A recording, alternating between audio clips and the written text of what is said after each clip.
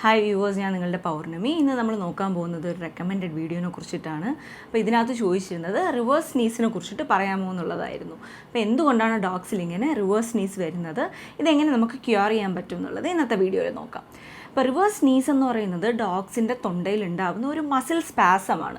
അതായത് നമ്മൾ ഈ തുമ്മുമ്പോഴത്തേക്ക് നമ്മൾ സ്പീഡിന് ഇങ്ങനെ കാറ്റ് പുറത്തോട്ട് വിടില്ലേ, അതുപോലെ തന്നെ അവർ കാറ്റ് ഉള്ളിലേക്ക് എടുക്കുന്ന ഒരു കണ്ടീഷനെയാണ് നമ്മൾ ഈ റിവേഴ്സ് സ്നീസ് എന്ന് പറയുന്നത്. നമുക്ക് തുമ്മൽ വരുന്നത് പോലെ തന്നെ വളരെ ഹാംലെസ് ആയിട്ടുള്ളൊരു സംഭവമാണിത്. പക്ഷേ ഒരു ഫസ്റ്റ് ഓണർ എന്നുള്ള നിലയ്ക്ക് നമുക്ക് പെട്ടെന്ന് കാണുമ്പോഴത്തേക്ക് ഇത് പേടിയാവും, എന്തുകൊണ്ടായിരിക്കും ഇവരിങ്ങനെ സൗണ്ട് ഉണ്ടാക്കുന്നത്. ഇപ്പോൾ ഈ റിവേഴ്സ് സ്നീസ് എന്താണെന്ന് അറിയാത്തവർക്ക് വേണ്ടിയിട്ട് ഞാനിവിടെ ഒരു വീഡിയോ ഇടാം.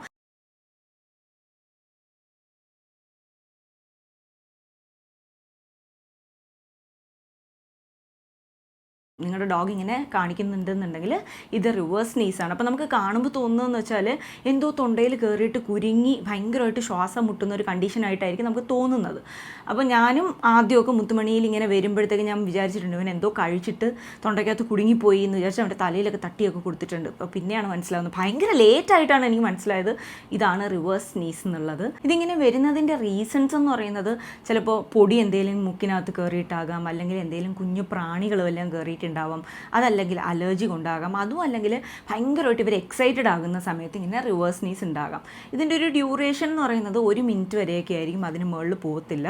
പിന്നെ ഭയങ്കരമായിട്ട് നമ്മൾ ആ സമയത്ത് നമ്മളും ടെൻഷനായി അവരെ ഒരുപാട് ഇങ്ങനെ വെപ്രാളപ്പെടുത്തുകയാണെങ്കിൽ ഈ ഒരു എപ്പിസോഡ് ചിലപ്പോൾ കുറച്ചുകൂടെ നീണ്ടു നിൽക്കാം. അതുകൊണ്ട് നമ്മൾ കാമായിട്ടിരിക്കുകയാണെന്നുണ്ടെങ്കിൽ ഈ റിവേഴ്സ് സ്നീസ് എന്ന് പറയുന്നത് 1 മിനിറ്റിന് മുകളിൽ പോകാത്തൊരു സംഭവമാണ്. പിന്നെ ഇങ്ങനെ റിവേഴ്സ് സ്നീസ് വരുന്ന സമയത്ത് നമുക്ക് ചെയ്യാൻ പറ്റുന്നതെന്ന് വെച്ചാൽ ഒന്നുകിൽ ഒന്നും ചെയ്യാണ്ടിരിക്കുക. നമ്മൾ വെറുതെ ഇരുന്നാൽ തന്നെ തന്നെത്താനത് മാറുന്നൊരു സംഭവമാണ്. കാര്യം നമുക്കൊക്കെ തുമ്മൽ വന്നാൽ എങ്ങനെ മാറുക, തനിയെ മാറും. അതുപോലെ തന്നെ ഡോഗ്സിലും അത് ശരിയാകും. അതല്ലാന്നുണ്ടെങ്കിൽ അവരുടെ മൂക്കിൻ്റെ 2 ഹോൾസിലെ ഒരു ഹോള് ഒരു ഫിംഗർ വെച്ചിട്ട് അടച്ചു പിടിക്കുക.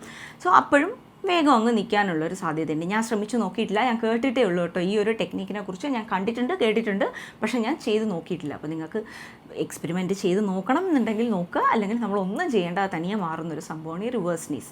പിന്നെ ഇത് ഭയങ്കര ടെറിബിളായിട്ട് നമുക്ക് തോന്നുന്നൊരു സമയം എപ്പോഴാണെന്ന് വെച്ചാൽ ഈ മൂക്കിനധികം നീളമില്ലാത്ത ബ്രീഡുകളുണ്ടല്ലോ, ഈ സ്നൗട്ട് വളരെ ചെറുതായിട്ടുള്ള ബ്രീഡുകളുണ്ട്. അതായത് പഗ്, ഷിറ്റ്സു പോലുള്ള ബ്രീഡുകളിൽ ഭയങ്കരമായിട്ട് നമുക്ക് അവർ വെപ്രാളം പിടിക്കുന്നതായിട്ട് നമുക്ക് തോന്നാം.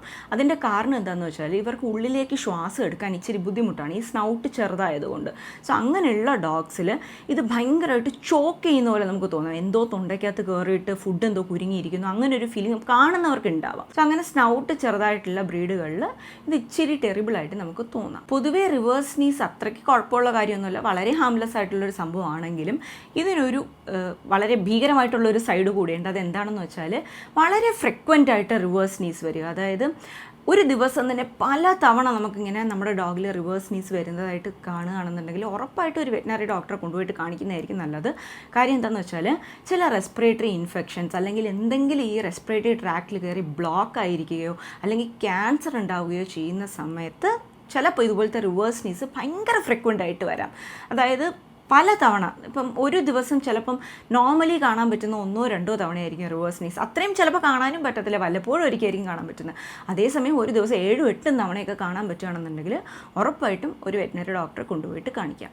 സോ ഇതിൽ കൂടുതലൊന്നും ഞാൻ ഈ വീഡിയോയിൽ റിവേഴ്സ് സ്നീസിനെ കുറിച്ച് പറയാൻ പറ്റില്ല. കാര്യം ഞാനൊരു വെറ്റിനറി ഡോക്ടർ അല്ല. സോ എനിക്കൊരു ലിമിറ്റേഷൻ ഉണ്ട് ഇതിനെക്കുറിച്ച് പറയാനായിട്ട്. അപ്പോൾ നിങ്ങൾക്ക് ഇതിൽ കൂടുതൽ ഡീറ്റെയിൽസ് വേണമെന്നുണ്ടെങ്കിൽ ഉറപ്പായിട്ടും ഒരു വെറ്റിനറി ഡോക്ടറെ നേരിട്ട് കണ്ടിട്ട് സംസാരിക്കുക. സോ ഇന്നത്തെ വീഡിയോ ഇതാണ്. ഇഷ്ടമെങ്കിൽ ലൈക്ക് ചെയ്യുക, ഷെയർ ചെയ്യുക, കമൻറ്റ് ചെയ്യുക, സബ്സ്ക്രൈബ് ചെയ്യുക. മറ്റൊരു വീഡിയോയിൽ കാണുന്നവരെ ടേക്ക് കെയർ, ബൈ.